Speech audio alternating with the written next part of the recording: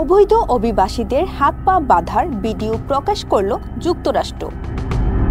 দ্বিতীয় মেয়াদে প্রেসিডেন্টের দায়িত্ব নিয়ে অবৈধ অভিবাসীদের নিজ দেশে ফেরত পাঠানোর কার্যক্রম জোরদার করেন যুক্তরাষ্ট্রের প্রেসিডেন্ট ডোনাল্ড ট্রাম্প।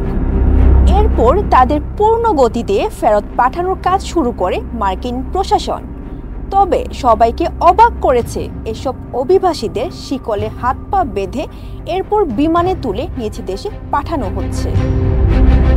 মার্কিন প্রেসিডেন্টের দপ্তর হোয়াইট হাউস অভিবাসীদের এমন একটি ভিডিও প্রকাশ করেছে, যেটিতে দেখা যাচ্ছে সিয়াটল বিমানবন্দরে শিকল প্রস্তুত করা হচ্ছে এবং সেগুলো অভিবাসীদের পরিয়ে দেয়া হচ্ছে। এরপর ধীরে ধীরে এসব অভিবাসী বিমানে উঠছেন। শিকলগুলো দেখে বোঝা যাচ্ছে এগুলো খুবই ভারী। এতে করে যাদের পা ও হাতে এগুলো পরানো হচ্ছে তাদের চলাচল করতে খুবই কষ্ট হচ্ছে। হোয়াইট হাউসের এই ভিডিওটি শেয়ার করেছেন ট্রাম্পের সহযোগী ও বিশ্বের সবচেয়ে ধনী ব্যক্তি ইলন মাস্ক। অভিবাসীদের শিকল পরানোর ঘটনায় তিনি খুব খুশি হয়েছেন, সেটি প্রকাশ করে ক্যাপশনে লিখেছেন, হা হা ওয়াও।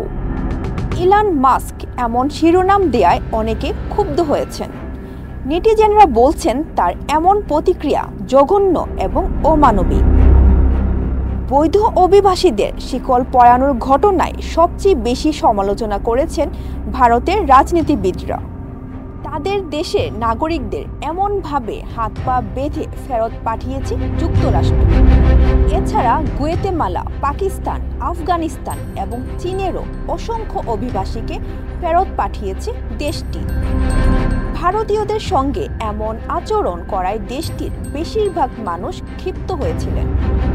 এমন সময় ডোনাল্ড ট্রাম্পের সঙ্গে বৈঠক করতে যুক্তরাষ্ট্রে গিয়েছিলেন প্রধানমন্ত্রী নরেন্দ্র মোদী।